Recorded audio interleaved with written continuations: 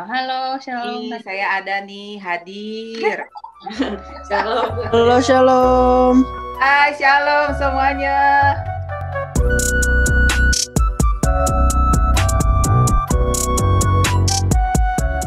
Ya, teman-teman, kita kemarin kan udah, sebentar.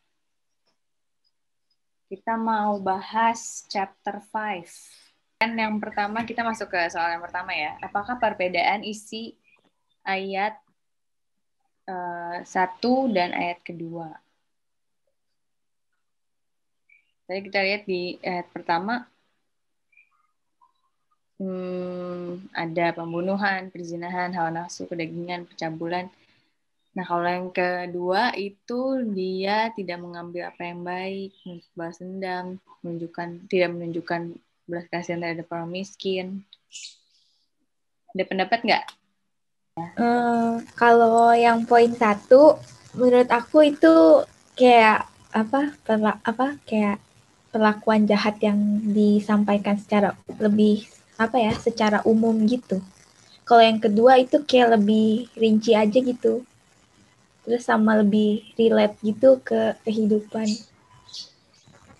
Iya, oke. Kalau mungkin ada pendapat lain. Menurut aku yang ayat 1 itu tuh lebih ke kelakuan buruk yang kita lakukan ke diri sendiri. Kayak pembunuhan, perzinahan, gimana ya? Hawa nafsu, iya kayak keluar dari kepala sendiri untuk satu orang tertentu gitu. Satu orang doang. Tapi kalau yang kedua itu kayak kayak kita dalam komunitas gitu, ya perlakuan buruk yang di dalam komunitas yang seharusnya nggak boleh. Ya jadi kalau dalam komunitas tuh misalnya dikasih tahu apa gitu, tapi nggak mau dengar, terus malah melakukan yang jahat di dalam komunitasnya gitu. Kalau yang ayat 1 kayak lebih ke personal, hubungan personal satu ke satu gitu. Terlihat seperti itu. Iya, benar. Aku juga tadi ngeliatnya gitu sih, karena ini lebih ke diri sendiri dan orang lain yang mungkin nggak bukan dalam komunitas kita, benar. Yang kedua dia lebih ke komunitas. Dan ya mungkin kata Karin juga benar tadi, yang bisa lebih relate, dia juga lebih rinci ya. Maksudnya kan ini di sini dibilang tidak berlaku adil, tidak memperlakukan dengan adil, tidak mengambil apa yang baik, justru yang jahat. Habis itu gemar melakukan hal yang sia-sia. Kira-kira ada ini nggak? Maksudnya kayak di kehidupan kita sehari-hari, kita kan pasti sebagai manusia kan nggak mungkin lah kita nggak ngelakuin, udah jadi anak Tuhan, kita nggak ngelakuin yang kayak gitu lagi, nggak mungkin kan? Kira-kira mau ada yang mau sharing nggak kira-kira? Iya nih Kak, aku masih kayak gini nih gitu misalnya. Aku masih berkata kasar atau aku masih suka bohong gitu. Ada pengalaman nggak? Terus habis itu ada pengalaman juga nggak? Kira-kira pas kita ngelakuin kayak gitu tuh, habis itu kayak kita ditegur sama, misalnya ada suara kecil yang bilang, lu misalnya nggak boleh kayak gitu tahu, lu kayak gini, misalnya lu nggak boleh bohong misalnya.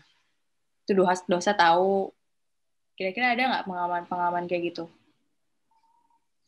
Ini kan di sini dibilang kerakusan, bicara kotor, habis itu percaya diri berlebihan. Percaya diri mah boleh ya, sangat dianjurkan percaya diri, cuman nggak boleh berlebihan. Jadi sombong kan. Habis itu di sini ada munafik. Kalau munafik sih ya pastilah ada juga ya orang-orang kayak gini. Ya nggak tahu sih, mungkin bisa berbagi pengalaman. Siapa misalnya Gaby ya, atau Gaby mau Gap? Kita dong Gap. Malah jadi kayak gimana ya, kalau kan kadang tuh orang suka kayak diceng-cengin gitu loh, kayak lu mah jago gini kan ya, lu mah gini kan ya, kan jadi males ya kan, nggak apaan sih, kagak, maksudnya kita nggak ngerasa kayak gitu. Tapi kalau aku jadi kayak misalnya nih ya, misalnya apa ya, misalnya lu mah jago apa ya, jago nyanyi misalnya, lu mah jago nyanyi, kayak udah dari sononya udah jago lah pokoknya nyanyi. Terus kan ada yang kita bisa terima gitu komplimennya gitu. Maksudnya kita tahu kan komplimen orang tuh ada yang emang beneran emang mau komplimen, ada yang mau kayak apa ya, kayak sekalian nyelepet gitu. Terus kalau aku tuh malah jadinya kayaknya malah makin aku naikin. Oh iya, emang dari gue lahir dari brojol tuh gue nyanyi aja udah nangis tuh udah merdu gitu. Merdu. Jadi kalau aku tuh jadinya kayak gitu, tapi ternyata kalau misalnya dibaca lagi ya, sesuai chapter 5 ternyata nggak bisa kayak gitu. Tapi gimana ya, gondok juga gitu kalau misalnya apa sih pujian tuh terlalu berlebihan, terus aku meresponnya dengan kayak gitu. Cuma ternyata nggak boleh. Ternyata harus, oh iya. Atau gimana nih sebenarnya harusnya? Iya, padahal kan maksudnya bercanda ya, Gap. Maksudnya kan yang nggak, kamu juga nggak aku juga nggak inilah. Maksudnya kamu nggak yang kayak gitulah orangnya, ya kan? Maksudnya itu kan bercanda, iya kan? Untuk menanggapi orang-orang ini. Tapi kagak Itu boleh. masuk di mana? Masuk terlalu percaya diri gitu? Enggak. Enggak lah, kalau bercanda mungkin nggak apa-apa kali ya. Kayak gimana ya, Kak? Kalau menurutku kan ini konteksnya bercanda. Kalau kecuali emang kita beneran kayak emang beneran sombong gitu. Tapi kan ini enggak kan. Cuman mungkin nggak tahu, mungkin ada pendapat lain kali dari teman-teman. Gimana tuh kalau kasusnya kayak Gaby? Coba teman-teman yang lain ada pendapat nggak, Steph? Atau Stefanus mungkin? Atau Yoel, Eri, Yoel, Ben, Tata, Karin, Karen, Hans. Mungkin juga kalau ada pengalaman. Ya aku dulu ya.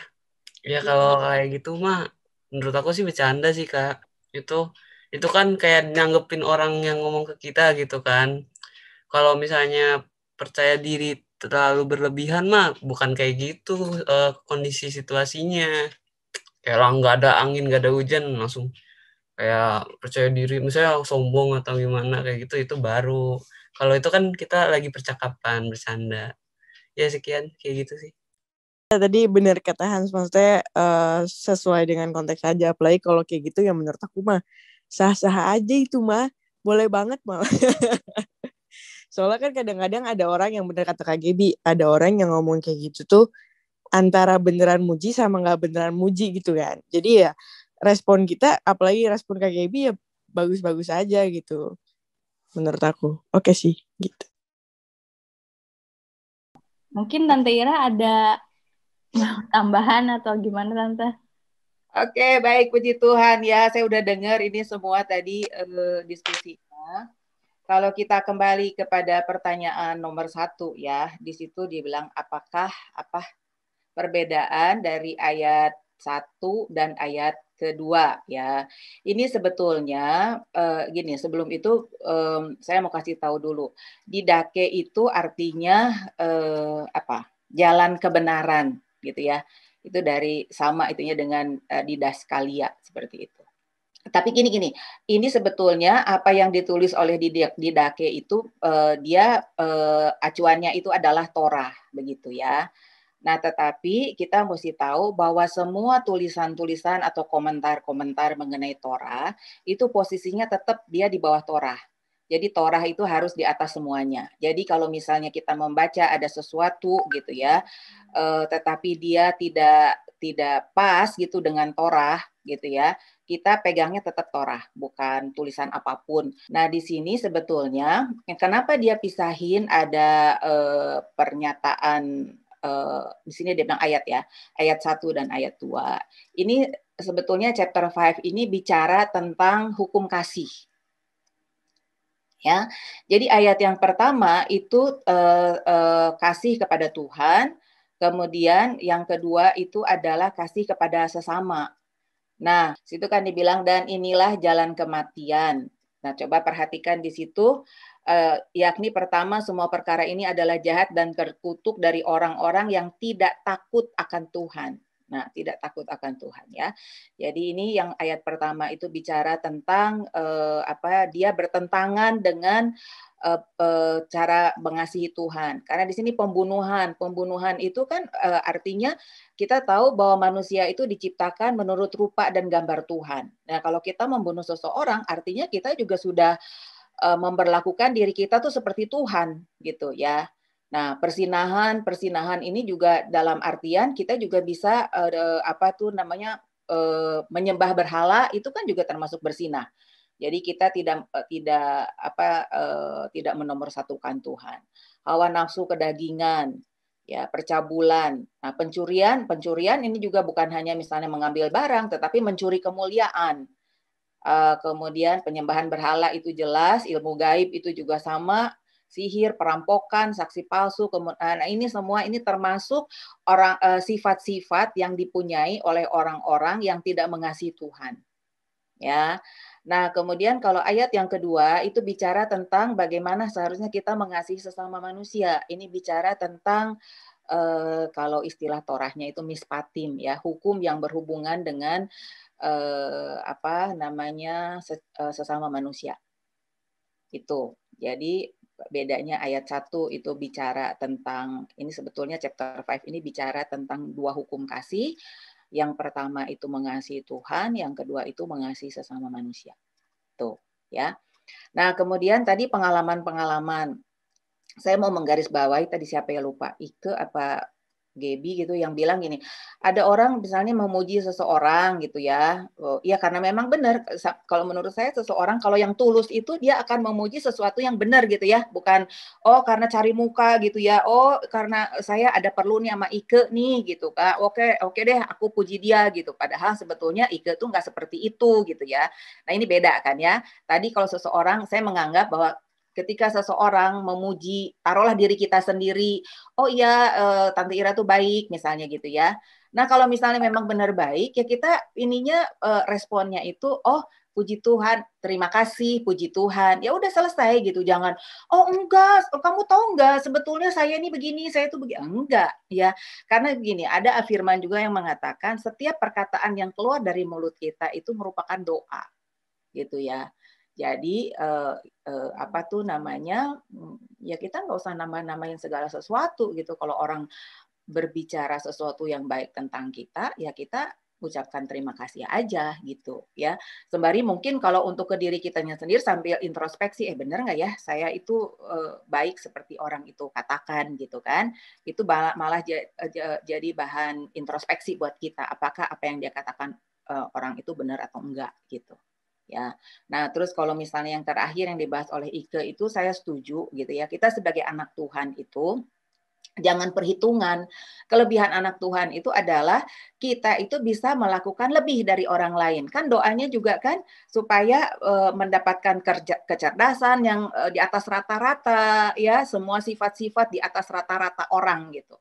Nah itu dia, itu yang harus kita lakukan sebagai anak Tuhan supaya orang juga melihat kok dia beda ya daripada misalnya, Ike beda ya daripada si Fulan kayak begitu ya. Terus mereka lihat sebenarnya kenapa sih kok Ike beda daripada si Fulan? Terus ternyata Ike tuh orang Kristen gitu, si Fulan itu bukan. Atau bisa juga sama-sama dua-duanya anak Kristen gitu ya, tetapi ada satu pribadi yang berbeda. Jadi menunjukkan sepertinya Ike tuh lebih sungguh-sungguh karena dengan Tuhan gitu ya, karena bisa dilihat dari karakternya, dari sikapnya ya. Sementara si Fulan meskipun sama-sama Kristen, dia orang yang tipikal anak-anak zaman sekarang, meskipun nggak semua gitu ya, semuanya tuh cuma easy going, pengen ambil enaknya sendiri, egoisnya tinggi gitu. Anak-anak zaman sekarang kan gitu. Pokoknya kalau istilahnya itu menguntungkan gue ambil. Kalau nggak menguntungkan gue, ya peduli amat. Emang gue pikirin, benar nggak? Nah gini, guys, ini sebetulnya ya di Dake chapter 5 ini itu ada hubungannya juga dengan perbuatan daging dan buah roh. Galatia 5, Gaby bilang tadi, benar ya, ayat 22 sampai 23. Tapi itu yang mengenai kedagingan itu mulai dari ayat 19 deh. Nah itu dia, ada hubungannya ke situ gitu. Pas dihubungin sama buah roh, aku baru kayak teng gitu sih. Tengnya kenapa tuh, Ke? Jadi kan tadi Tante Ira bilangnya kan hukum kasih, mengenai kasih, mengasihi manusia dan mengasihi Tuhan gitu. Ya. Nah jadi di buah roh itu bukan cuman kita kayak keluar kita menjadi buah, tapi dari buah roh itu tujuannya adalah mengasihi Tuhan dan manusia gitu. Betul. Jadi bukan untuk diri kita sendiri, kita harus ya itu pertama memang kasih gitu ya, sukacita, damai sejahtera, bukan cuma dalam diri kita, tapi kita harus keluar mengasihi orang lain jadi hasil gitu. Ya, memang itu maksudnya, tujuannya. Tetapi memang sebelum kita menjadi saksi bagi orang lain, kita harus memperbaiki diri sendiri dulu gitu ya. Jadi istilahnya kalau sekarang itu kan jangan omdo. Semua orang itu gampang kalau cuma untuk omong gitu ya. Tetapi dirinya sendiri melakukan apa yang diomongin atau enggak gitu. Jadi apa yang dibilangin Ike tuh memang betul. Galatia pasal 5 tentang buah roh itu adalah sebetulnya bicara atau penjabaran dari hukum kasih yang kedua itu.